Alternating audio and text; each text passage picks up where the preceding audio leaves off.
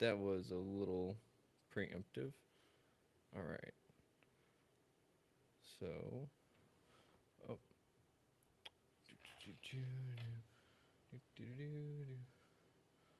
I totally forgot about this.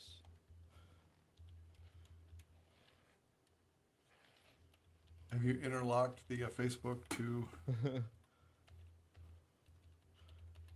Um, so the problem is that I'm not the owner of my own page. And Oh, so I hit go live oh here no. and I have to go over to that page to go live. And I forgot Okay. to add the um, title.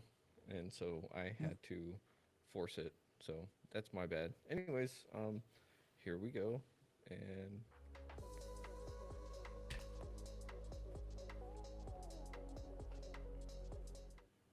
welcome back to Retrieving Sanity, a podcast where we dive into the depths of mental health one laugh at a time. I'm your host, Keegan, and I'm here to talk about everything from anxiety and depression to self care and finding joy in the everyday. Because let's face it, life can suck, but we don't have to navigate it alone. Retrieving Sanity is a partner with Podcast for Prevention, an initiative from Start Day One that aims to prevent suicide and promote mental health awareness. Together, we're working to break the stigma and create a more supportive community. So, grab a cup of coffee, sit back, relax, and let's retrieve our sanity together. All right. And welcome back to Retrieving Sanity, everyone. I am Keegan.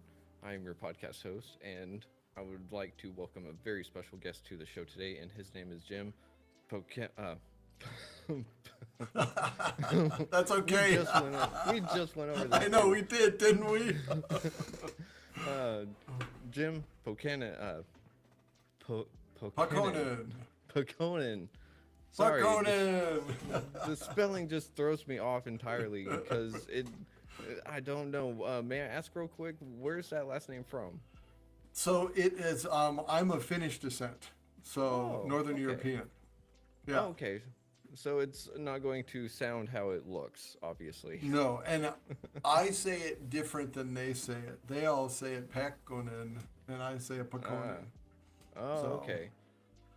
So it just because kind of depends. yeah, I got to be different.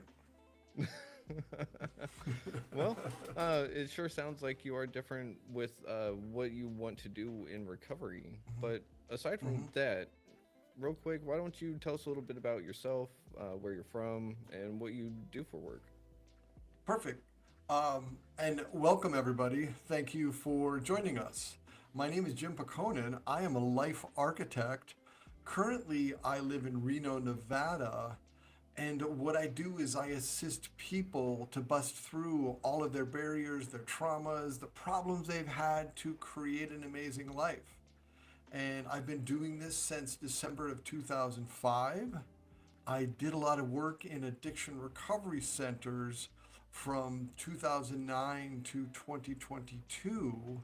So I led workshops for over 30,000 people over that time, where I did a very out of the box experiential meditation where I literally saw miracles so much of the time doing that. This was back when I lived in Utah. Over the last 5 years, I've been in Nevada, and I've really, like, my coaching, I deal with a lot of trauma. So, people, if your life is not what it could be, that's where I work. I work with people so that they understand how you create this experience called life. And over the last 5 years, I've begun to do quite a bit of work with psilocybin and deep Ah, trauma. okay. Wow. Uh, so that is quite the resume, first of all. And I love that you do the kind of work that you do because so many people need help just getting past those barriers that is self. Mm-hmm. And sometimes we need that extra hand from outside perspectives, and it sounds like you offer a wide variety of perspectives from not just life experience, but you're diving into psilocybin, which Yes. is an interesting thing, and I've done my own personal research on it, just because my experience in past has dealt with it. But for those that don't know what all psilocybin is and does, could you explain for the audience? Absolutely. So when a person uses psilocybin for healing, there's different dosages, and I guess just for the education of everybody out there, I'm going to go through what I consider the different doses. Mm-hmm. So microdosing, which is taking just a little bit every single day, microdosing is anywhere from zero point zero 0.01 grams to about zero point 0.2, maximum zero point 0.3 grams per day. That Oh is a wow. microdose. Mm-hmm. And do you know that you're microdosing if you take the psilocybin and you don't feel any effects? That's how you know you're microdosing. Then there's Okay. therapeutic dosing, and therapeutic dosing is a little bit higher dose, and it allows you to feel the effects. And I'm going to say therapeutic slash a healing dose is anywhere from half a gram to as much as 2.5 grams. Oh wow. And usually, when you're therapeutic dosing or you're healing dosing, you have a sitter or you have somebody that sits with you and processes your trauma through while you're going through it. And I Mm-hmm. have done that with dozens and dozens of people. And that's what part of the reason I moved to Reno, because I think they're a little more friendly towards that type of healing. Mm-hmm. Now, above 2.5 ounces, you get into experiential doses where you're actually going for what many call a trip, and that's anywhere from 3 to 5. And then there's monster doses if you do 5 grams or more. And 5 grams or more is going to give you the full visual experience. You're gonna almost be out of this world. It's gonna be incredibly experiential. You're gonna be very light sensitive. There's a lot of different things that occur when you take that much. Mm-hmm. The work that I do, I really want to get people. If somebody, I will not, if somebody comes to me and says, hey, I want to do a healing ceremony, I won't just do a healing ceremony right off the bat. Mm-hmm.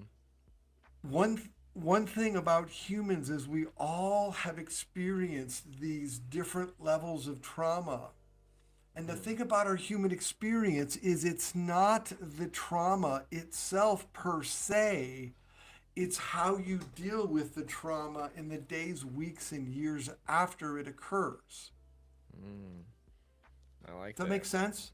Yeah, Yeah. that makes a lot of sense because if and it kind of goes along with the fact that if everything that was a problem were fixed at a snap of a finger, Yeah. any benefit that came from that situation and whatnot is just gone Yeah. because it takes time in my experience to build those lessons from traumas or mistakes, and Mm-hmm. sometimes whenever I think I'm done with the healing, or it's like, oh yeah, I got that lesson. Well, another one comes and hits me in the back of the head. So it's almost like it's never really Right. done, I think. But whenever you use psilocybin on healing traumas and stuff, it that sounds really interesting. And some people would also say that, oh, that's not real, right? So, what would you say to those people? Because it obviously is real. Well, it is. So here's the thing. Let me see if I understand your question. When you say it's Hmm. not real, is the trauma not real, or is what's happening to them with the microdosing not real? And I'll kind of address both of those. Okay. Because let's say it's been years since the trauma. Mm-hmm. Technically, it's not real, but Mm-hmm. because of how our mind operates, it feels real. And Mm-hmm. at times, you may get triggered by different things. And as you get triggered by different things, you're going to have the exact same response as you did way back when. So it Mm-hmm. doesn't feel real, but your body has a response that way. Yeah. Now, with the microdosing, and I've had clients be like, I took, I took zero point 0.3 grams and I just don't feel anything. But they do it like with either a 4 days on, 3 days off, or 5 days on, 2 days off. And within Mm-hmm. a few weeks, especially with the coaching, they're like, it just doesn't feel like it's a real impact. But what they notice is Mm-hmm. that their how they create their experience of life shifts. Does that make sense? Yeah, yeah, yeah. It's almost the equivalent of like going to the gym every day. You're not going to see the Mm-hmm. results right away, but you will after a little while. And those people that see you, maybe not every day, but here and there, they're going to notice the difference right off the bat. Right, Um, exactly. And then somebody else who hasn't seen you in months, they're gonna, what, like, you're really calm right now. Or, if you've been going to the gym, it's like, wow, you really look fit. But mhm. since you've been seeing yourself every single day, it may not seem like you're fit. And that's how psychedelics work.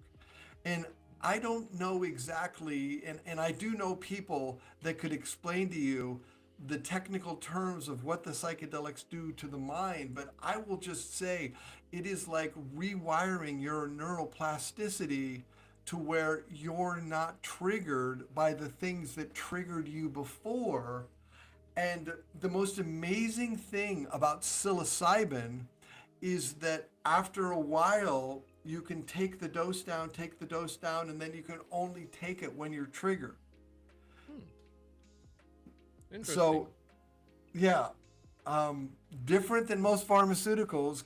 Yeah. So, if you've had a heavy trauma and you're on some pharmaceuticals, you may be on them for 5 years, 10 years, 15 years later.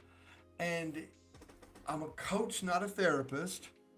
And as a Mm-hmm. coach, what I've found is that if you can process your dramas and traumas through, you there I'm seeing a pattern where people tend to decrease Mm-hmm. their pharmaceutical use. Ah. And And isn't that the end one game? to me the end game is to live an amazing life. To me the end game is to um, the trauma will still be there. The event that occurred way back when will still be there. Mm-hmm. What will not be there is how you got triggered, the anxiety, the stress, your Mm-hmm. inability, you're in a situation and all of a sudden you're brought back to that moment. After you've actually healed and processed your trauma, what you're going to find is that those events come up. It's like you have the shadows come up, but you're like, no, I'm not going to get upset today. Mm. No, I'm Okay. going to be, it's a new day for me. So it's almost like it shifts your perspective, like you were saying. Mm-hmm. To the end game is to shift the perspective, and that's what the psychedelics help do is to Mm-hmm. literally, quite physically, shift your perspective on the neural level. And Mm-hmm. I think that that's really awesome, especially because it came from nature. You know, I'm Mm-hmm. a huge It's proponent in anything that's nature based. it's not a damn it's not a damn pharmaceutical. Um, Uh-uh. it really it often amazes me that people who follow the regimen, and I gotta say, do you know what the most important thing um, psych about psychedelics is? The number one What's important that? thing: What's integration. that? Integration. Integration is after you go through the psychedelics with someone or with a group, you talk the experience out. Ah. So Okay. where I live, we have I'm a board member on the Sierra Psychedelic Society, and Mm-hmm. not only do we have Wednesday and Saturday integration circles where people Uh-huh. just get together, and and these circles, they're for people that are exploring the use of psychedelics to heal. They're for people that Mm-hmm. have been using them, and they're a lot, and they're for people that use them a little. And the Mm-hmm. beauty of an integration session is that as you process and as you hear what another goes through and then you share what you went through, that's where you really deepen the healing. And Mm. studies are showing up to 70%, not 70 people, 70% of the healing that happens in integration. Because if you're microdosing by yourself and you're attempting to heal with yourself, by yourself, it's going to be much more difficult. Mm-hmm. Yeah. Now, And you can, oh, go ahead. no, no, after you, I was going to please. say, you can do that, but in my world, integration is so important. I mean, it's a matter of fact, it is so important here in Reno that in January Mm. here, and it's January 2025 when we're taping, we actually were beginning a men's group integration, a women's Mm. only group integration, an LGBTQ plus integration group, and we're Oh wow. also beginning a spouse and partners integration group for the spouse and partners who may not be they may not be microdosing, but they want to learn how to support. And Mm. we have a specific group that's just for first responders and veterans. Oh wow. That's awesome. Yeah. That is top of the line because you're hitting all those specific groups, and those are some of the people that really just, well, everyone honestly needs help dealing with trauma. Hmm. Yeah. Yeah. And uh, that was one of the things I was wanting to say though was the integration. It sounds a lot like the recovery rooms that I'll go to, and Hmm. it it sounds a lot alike. And it's Hmm. funny because back in the day, during a trip with some psychedelics or something, yeah, you're going to sit there and I'll sit and talk to my buddies about everything as it's going on and after and stuff. But usually we weren't looking for healing experiences. We were just kind of experiencing what all of that was about. And in admittedly, in my later years, I have tried to use it in a healing method of sorts. But one of the things that you just said about self can't really reveal self to self, I heard that first in a recovery room, and it just Hmm. really rung true that self can't reveal self to self. And I can't heal a whole bunch of my parts of me because I don't know what parts need healing necessarily. So, And I have to tell you, it took me between 15 and 20 years to heal from my childhood trauma. mm, It's why I coach.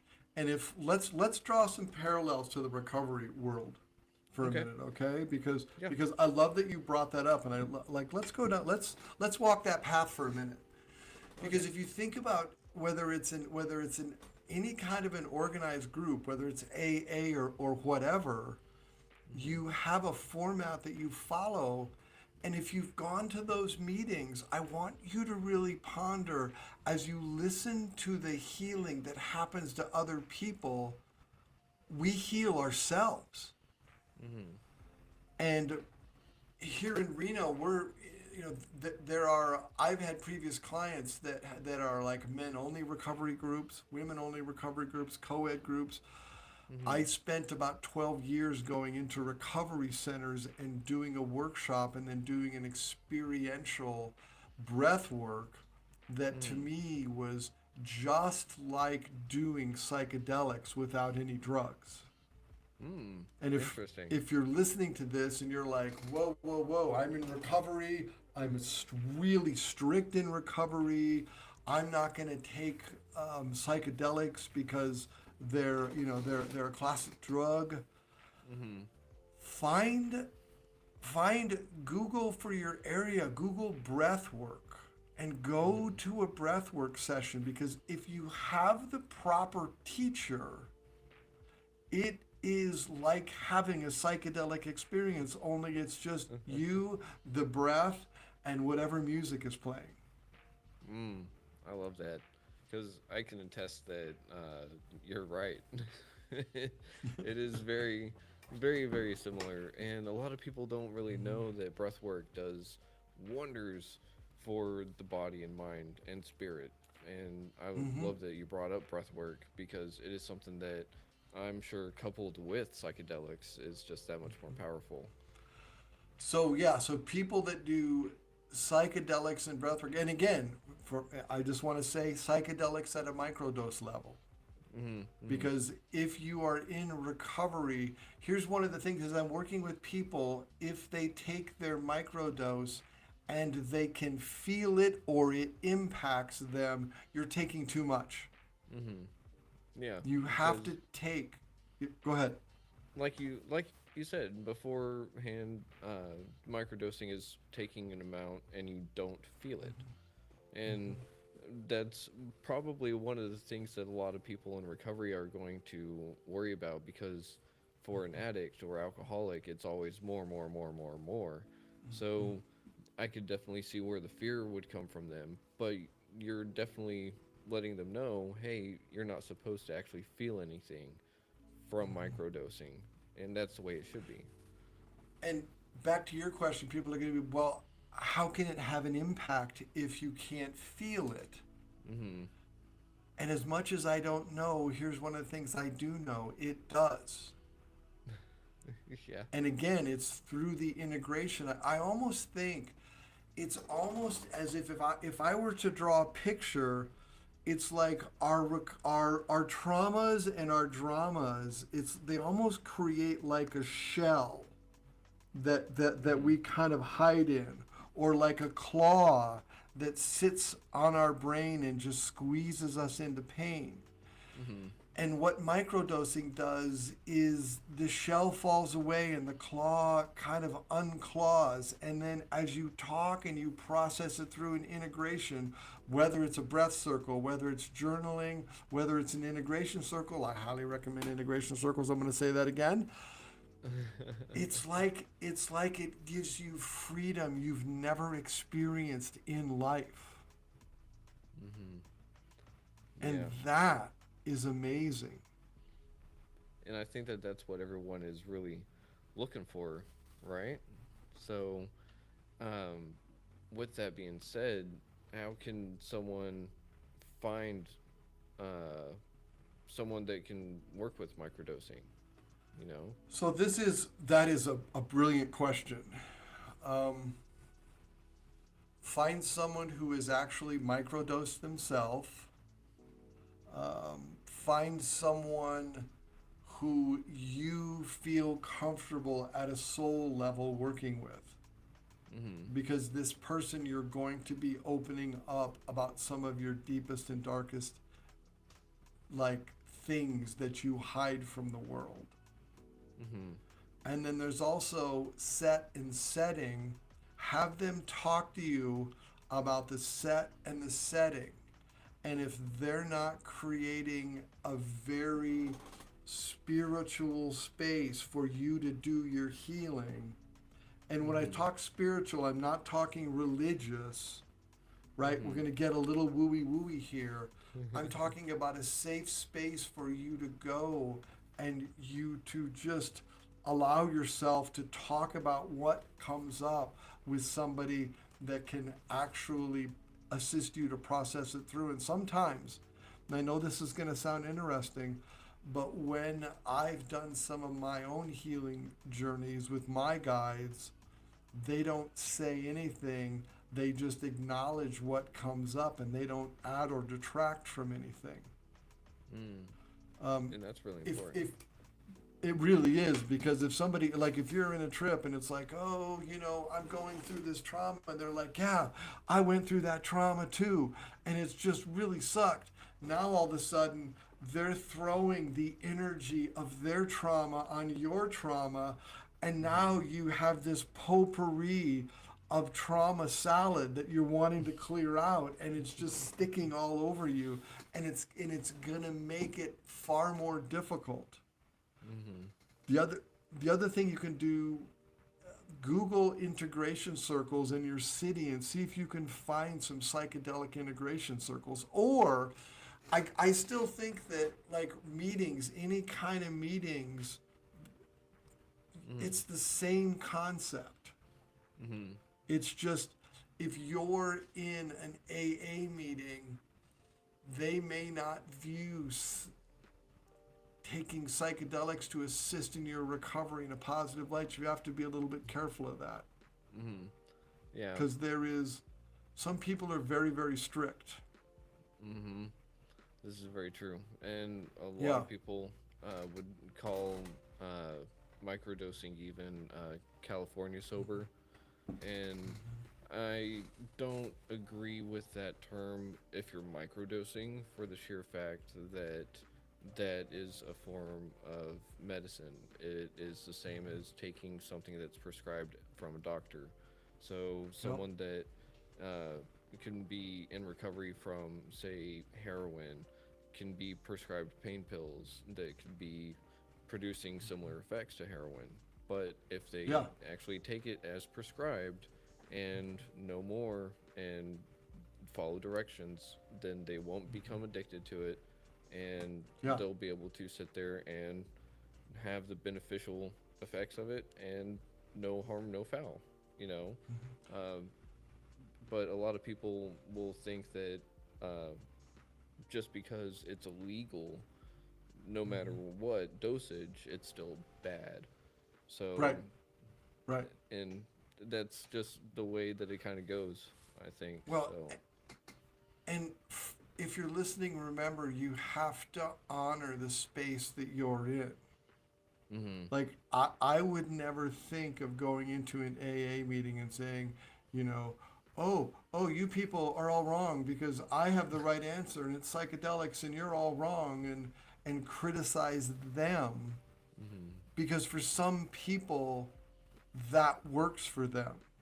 mm-hmm, For other people, depending upon your traumas, if you think about the root cause of addiction, right? If you actually mm-hmm, go down to the root cause, you had something bad happen. It was a drama or a trauma.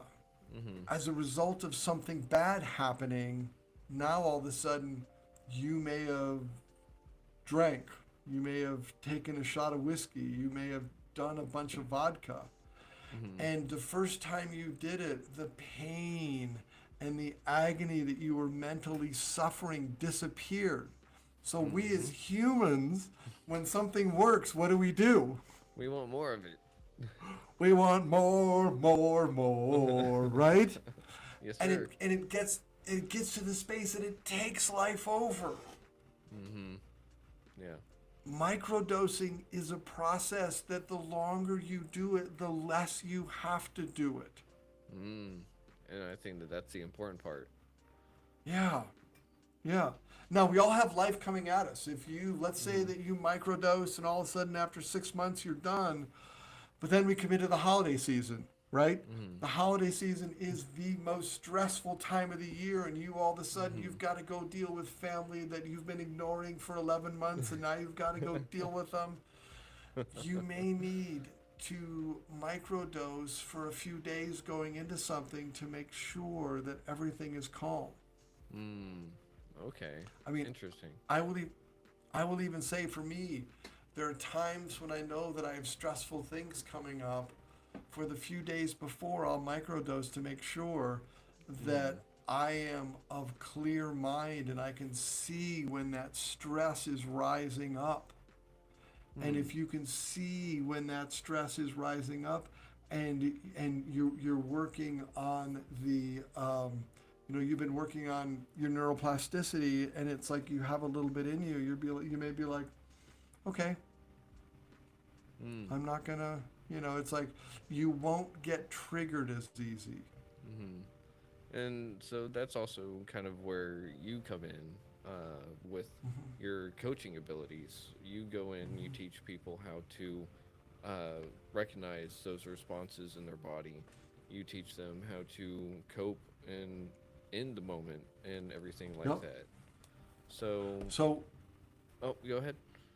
no, so may I mention something at this point? Of course, yeah, of course. For some people, coaching is not possible. I actually wrote a book, right? And I'm gonna pitch a book. It's called Wounds to Wisdom. It's the art of healing trauma. And my last mentor, when I first hired her, I'm like, what I do is so unique, it can't be captured on paper. And she said, oh, really? That's funny. And this is the result of that. This Oh is a wow. book that pretty much mirrors my coaching. And it's like I often, um, I say, buy the book. And if you have questions, hire me for a session or two. Mhm. Yeah, that's awesome. It's kind of like I like that a lot because it's more of a teacher and student aspect in that sense.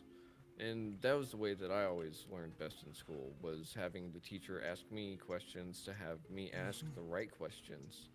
And I it was just one of those like you hand me a piece of paper and you just say fill it out. I can fill it out, but if I don't have the ability to ask questions about ask questions about what I'm filling out, ask questions about the questions, yeah, and then it's not going to be Yeah, as beneficial. It's going to be right. really just like, oh yeah, learned it, quote unquote, but did I really learn it? No. Okay, but if I get to ask questions, then it makes me think a little bit more about it, and then I learn more because it makes me ask more questions. Yeah. And so I'm sure someone doesn't want to sit there and be like, okay, well, I started microdosing, so now I got to microdose all the time if I'm going to be having stressful events. So Hmm. uh, we have you to sit there Well, with. yeah, or you have a book that you can reference to because here's the Yes. thing this book, the different chapters, it's filled with a bunch of exercises.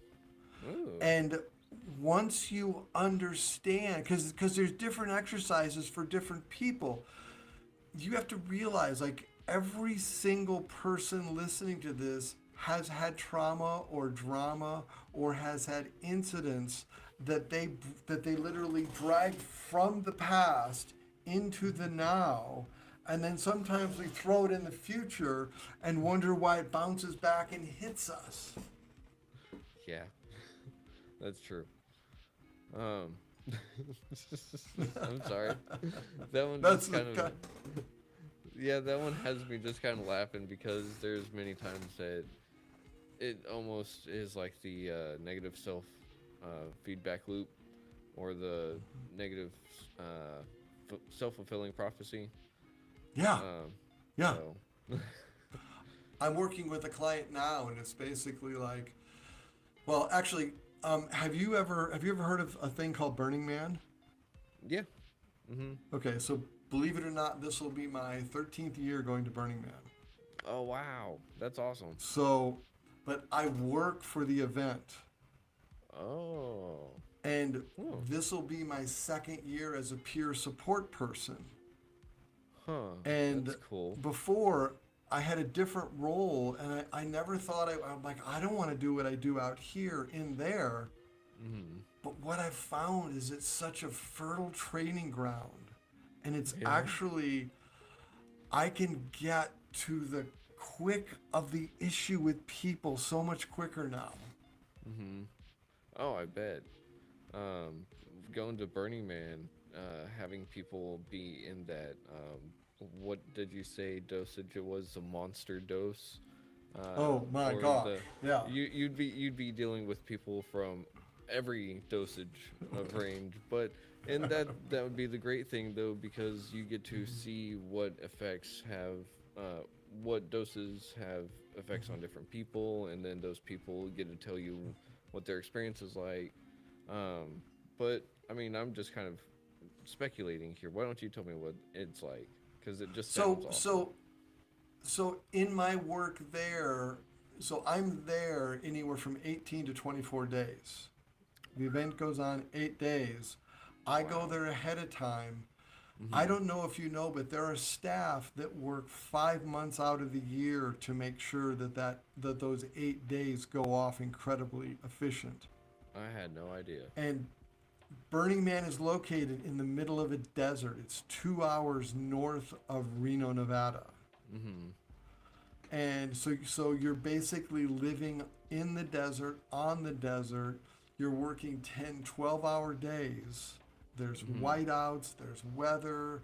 It's not like there's any kind of a city, right? They provide the food. Mm-hmm. So situations arise, and what peer support does is we assist the people working for Burning Man to process their issues, and it has to be done very, very quickly. Huh. Because Huh. it's like you're only out there for a short time. You're Yeah. working on a project. You're going to take an hour or two off, get your fecal matter coagulated, and get back to work.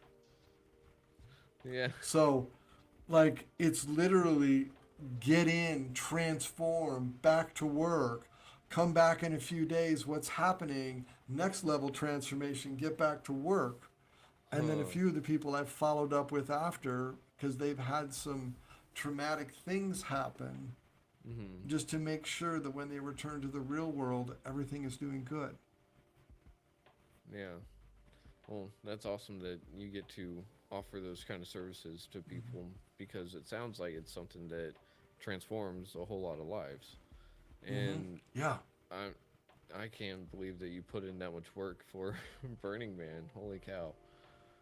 I get a free ticket and I get to go to the event, and peer support is beautiful because you work 4 hour Mhm. shifts, but I still, Mhm. my camper is on a grid. So Mhm. I get treated really, and there is something, I love humans Mhm. and I do my best work with humans in serious distress Mm. Yeah. because I had to heal all of my own wounds. So I understand and I want people to heal and live amazing lives. That's why I mean, it's like I have so many different life experiences, having survived cancer. Like Mhm. all these things should have died. I was once rear-ended by a semi. Probably should Oof. have died. I didn't. Um, Mhm. there's just life is meant to be lived. And I'm going to say this: if you're in recovery, do what it takes for you to heal. If Mhm. psychedelics are not for you, go find a breath circle. Go Mm. find a group of people where you can get it out and you can heal. Mhm. Because, I said this before, but the root of all of our addictions is a trauma or a drama. Yeah. We just keep it alive with the alcohol, with the drugs, with the thing. And I don't consider, if you are microdosing, I don't consider that taking. And if you look at where we're going nationally, um, Mhm. our veterans, I want to say anywhere from 20 something to 42 veterans commit suicide every single day. Mhm. Our first responders, right? But whether they're the EMTs, policemen, fire officer. Can you imagine being a fireman? You're called on a windy night to a vehicle on the side of the road that's in flames, and you have to walk up to it. Who knows what you're going to see inside of that? Mhm. But that incident may give you PTSD. Mhm. What you're seeing in the states that are doing the successful is they're addressing the first responder vets, because Mhm. in our current environment there is a spotlight on the fact that so many of them are committing suicide. Mm. And let me tell you something. For veterans, I have worked with veterans, I have worked with first responders. It makes a big difference, though most of them are incredibly law abiding people. So it's like we want to make this so that we can, a lot of those veterans, they put their lives on the line for our Mhm. country. We owe them mental well being. Mhm. And this is a way to do that. Yeah. And I think as different area of the countries, as they work, like the studies are showing, but right now we are in the middle of a cultural evolution Mm. And as our culture evolves, that's where you're going to see it go wash over beyond veterans, first responders, have it Mm-hmm. wash over into, I'm just going to say normal people, normies.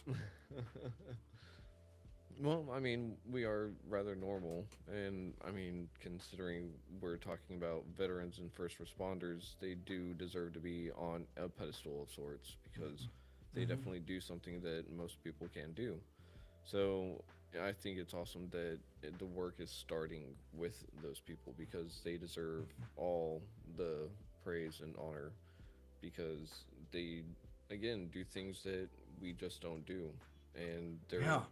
their call to action is, uh, well, uh, the proper word escapes me right now, but it's their timing and their hearts are impeccable whenever it comes to helping others. So, And we owe it to them. mm-hmm, we do. Our police officers, our firefighters, our first responders who have to come to these accidents or have to come to these horror, it's Mm-hmm, the tragedy in New Orleans was just a few days ago. mm-hmm, Can you imagine the first responders having to go clean that mess up? mm-hmm. Yeah, You know, and and one of the things I think a lot of people never really understand with first responders is, as you said before, they never know what they're going to come across whenever it's a call, and next thing you know, you see someone's car that you recognize, like, uh-oh, or you start yeah, pulling up on an address you recognize that's another uh-oh. So yeah, yeah, it's one of those things. As the people that protect us and take care of us in our society, why don't we do a little bit more to take care of them after they take care of us? Because if we hmm weren't so bad, we wouldn't necessarily be having them take care of us. yeah, So very, very true. Yeah. So, yeah, that would that would be the first way we could take care of them, is just take better care of ourselves. But since we are apparently bad at doing that, we can just help them out with getting microdosing. right. We are right now, and I want to also say for those of you that are in recovery, congratulations. Mm-hmm. I don't care if this is day one, year 10, year whatever. Congratulations. For those of you that are taking a dry January or whatever month you're listening to this, you're saying, I'm going to go 4 weeks. Congratulations. Find a breath Mm-hmm. circle, find an integration circle, find a place where you can go process that out. Because Mm-hmm. as you process it out, you will come back to sanity. And it is a beautiful place Mm-hmm. being in a sane place looking out at things. Mm-hmm. Yeah. It is very, very beautiful. And quick question. Whenever you were healing from your traumas and dramas, did you happen to have any experience with integration circles? This is the. No, I didn't. And that's why it took so long. Ah, okay. That's what really delayed it. I mean, there's a Mm-hmm. few things that I did because back in 2005 and 2006 I did some ayahuasca trips and we Ooh. did do some integration there. And I will say I don't recommend ayahuasca to anybody. And I have had a number of talks with people, and if you know what you're really getting into, because it is not but then again, there are some people, and there are some alcoholics who go down, they do ayahuasca, and Mm-hmm. they never pick up a drop again. Yeah. Yeah. Ibogaine is if you are an opiate person, Mm-hmm. ibogaine is so powerful for you, Mm-hmm. so powerful. Mushrooms will work also. Mm-hmm. Ibogaine is the turbo of mushrooms. Yeah. But, because a lot of things that happened in the 60s, societally, it's viewed very negatively. Yeah. Unfortunately, that's how a lot of things that have any kind of medicinal value tend to go, even food, you know? Yeah, don't get me So, started. Yeah. I'm not trying that's a to. that's a whole nother show. Yeah, it's.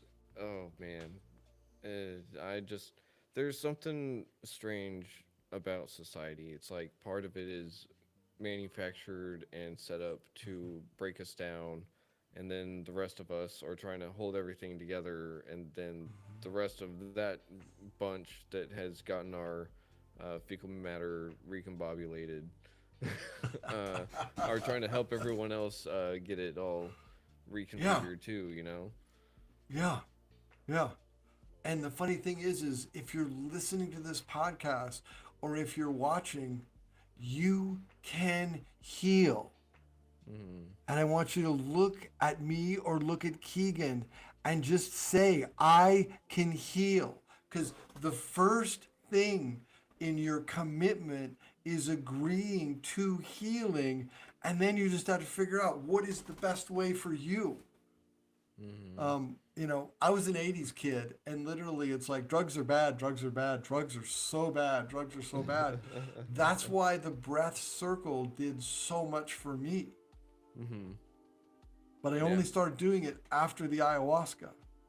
Ah. And So because go ahead, yeah.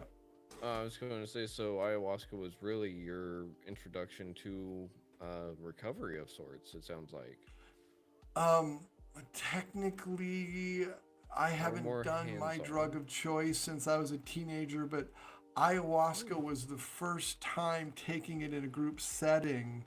I had a Mm. very traumatic childhood. I uh, Oh. I still remember turning 30 because I never thought I'd live to be 30. I was Mm. shocked that I actually turned 30. But ayahuasca, it turbocharged my healing. Mm-hmm. After that, I became a far more successful coach. Mm-hmm. I started working in recovery centers because that was my give back. And then Mm-hmm. when I discovered psychedelics, oh man, psychedelics got me through a very nasty divorce with Oh a man. woman that I loved.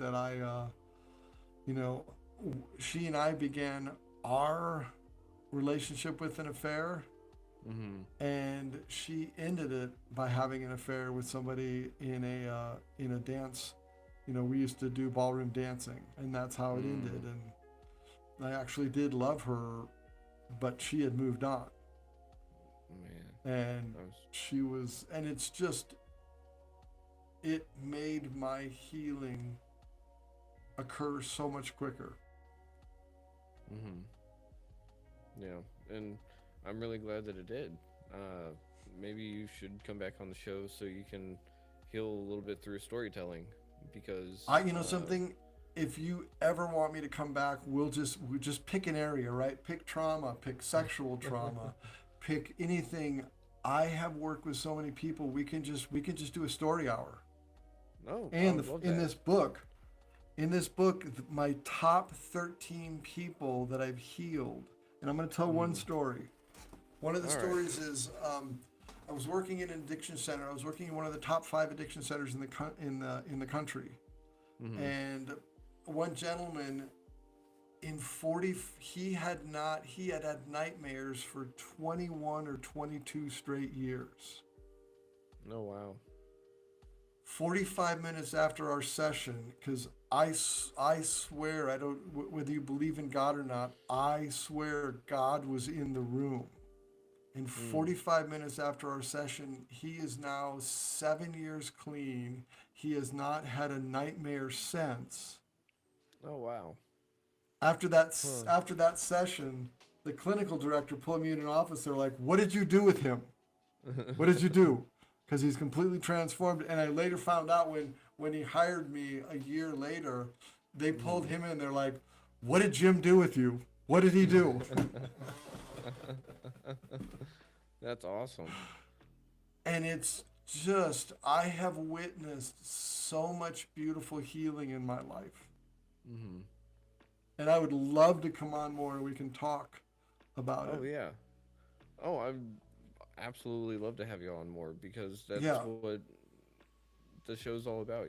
Just getting people on to hear Hmm. their stories, hear other people's stories, make everyone And that doesn't have a mental illness or affliction mhm. in the head realize that we're not so different. No, we're really not. And if you're running this live on Facebook, are there any Hmm. questions on Facebook? At the moment, there's not. Um, Okay.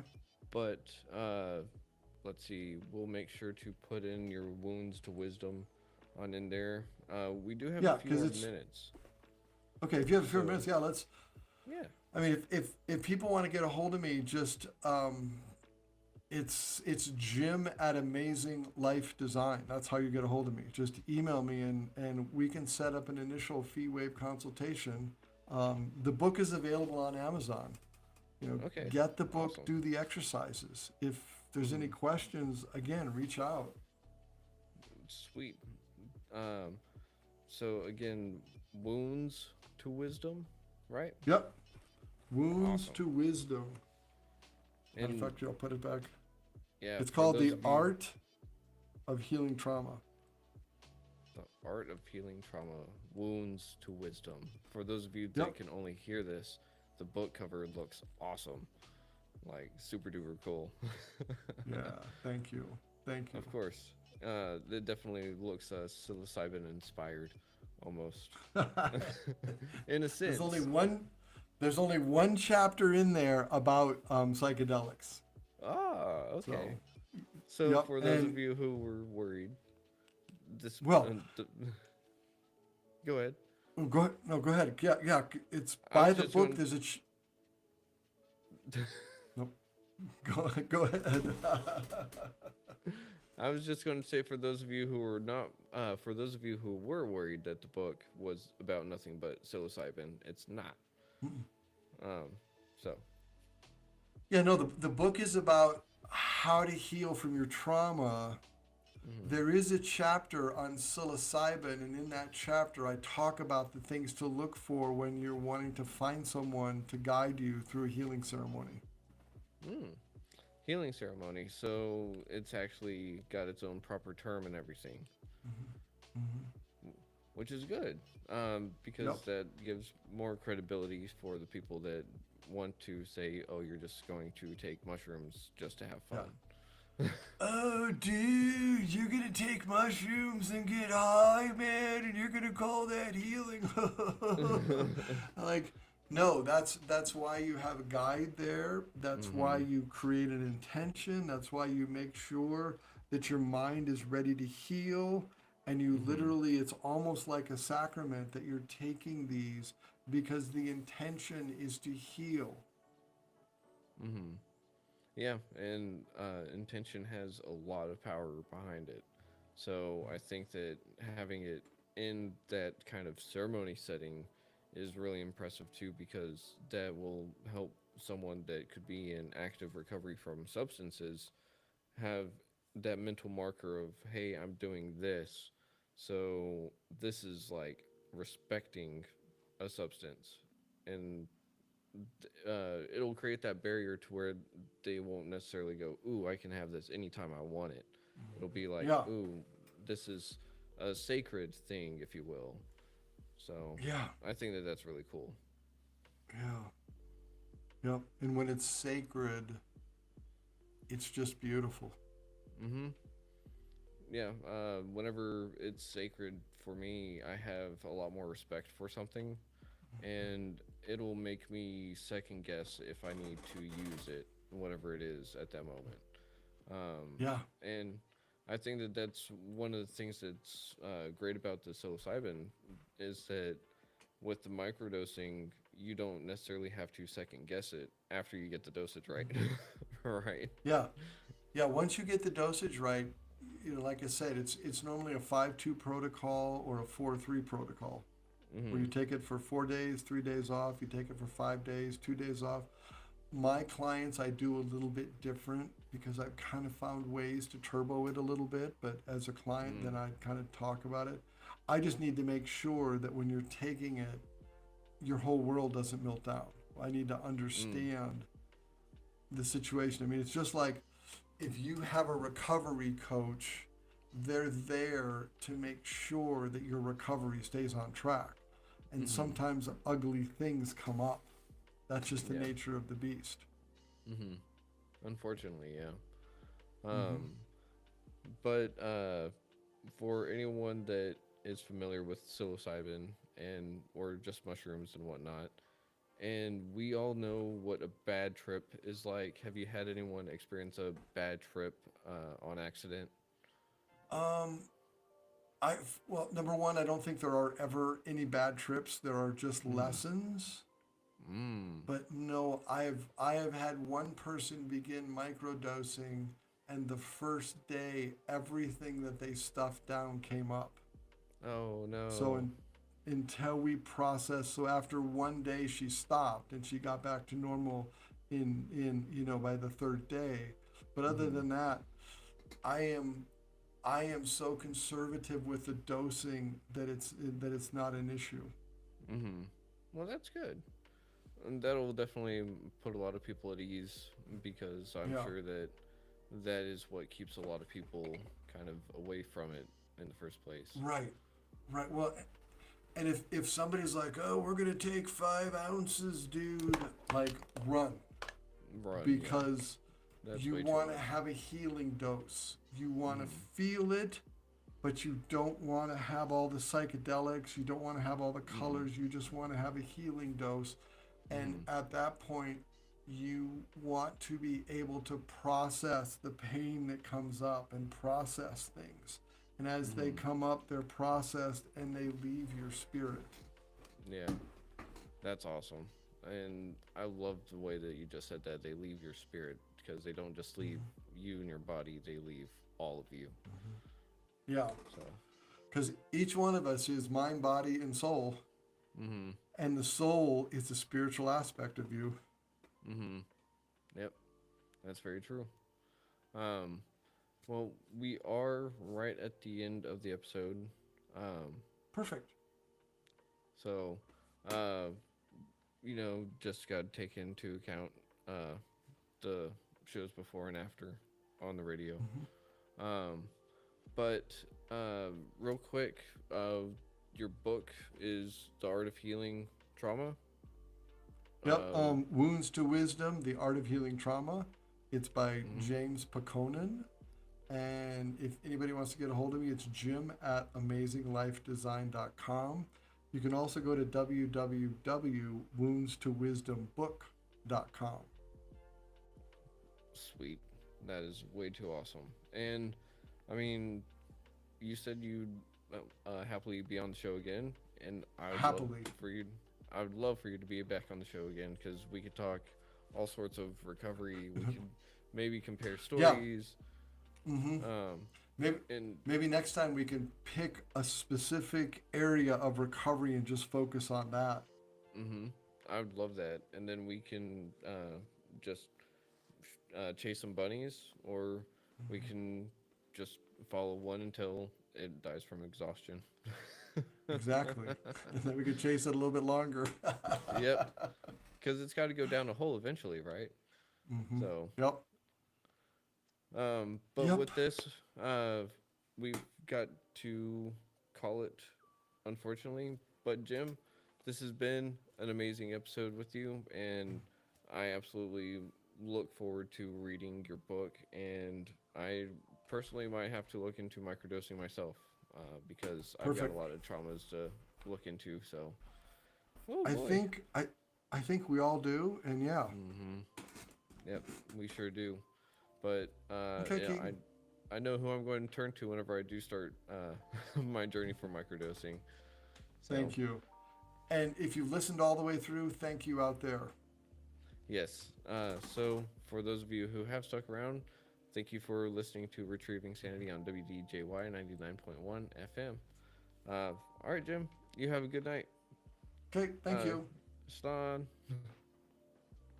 and stopping recording and done. There we go.